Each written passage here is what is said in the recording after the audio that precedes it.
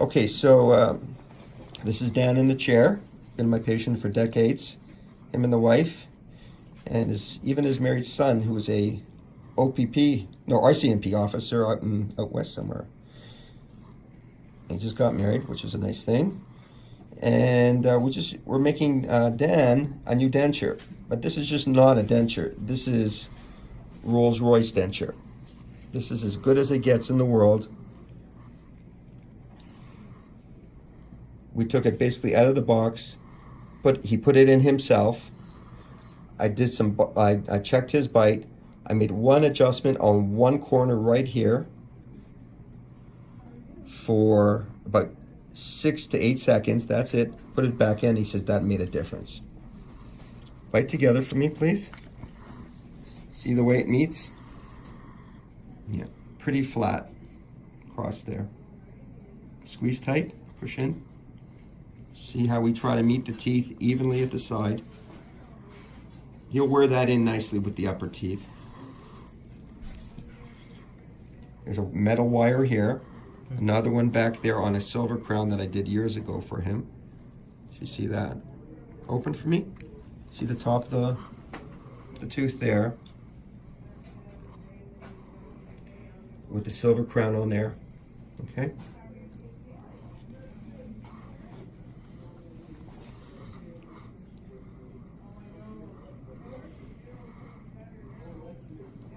And there's the wire right there. Bite together for me again. Squeeze tight. The top meets against top of those teeth meet against the bottom of the upper teeth.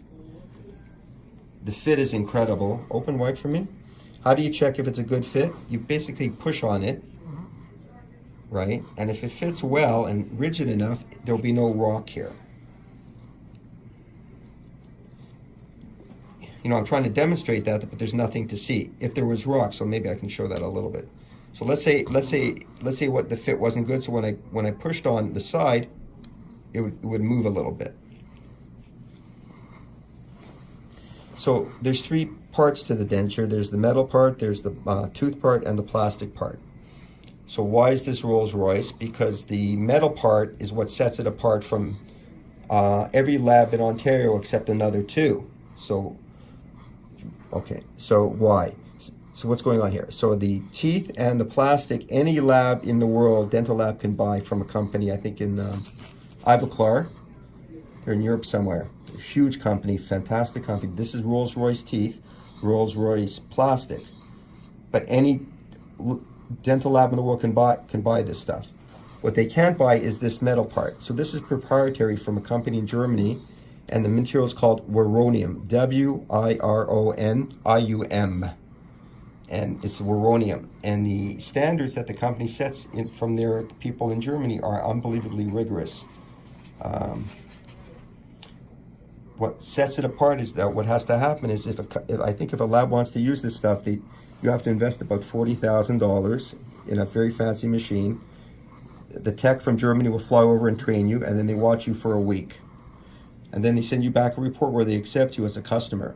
So if they say you're not good enough, the 40 grand that you put in, you can't get back. They won't accept it back. So you have to lose the $40,000. Well, my lab uses this stuff, and they told me there's only 2 other labs in Ontario that have it. So what makes it so special is its holding properties. It has properties that are like gold-like, but still maintain the rigidity. And if we see, it's pretty thin in there. See that? See how thin that is? What's amazing about it, I never had one of these wires break. Any dentist in the world will know that these wires can break. Chromium cobalt is the material, but Wironium is their proprietary stuff. Wironium. So my lab person is actually a lady, and her name is Norma. And she works at Peter's Dental Lab, and she's the sister to the owner, and she is an artist with this stuff. This thing is flawless. Of course, everybody knows who has dentures out there. You got to keep it out of your mouth at night. and in a dish and change the water every day and brush it with toothpaste or whatever you want. The only care that he needs for this is just to brush it, and that's it. Okay, fine.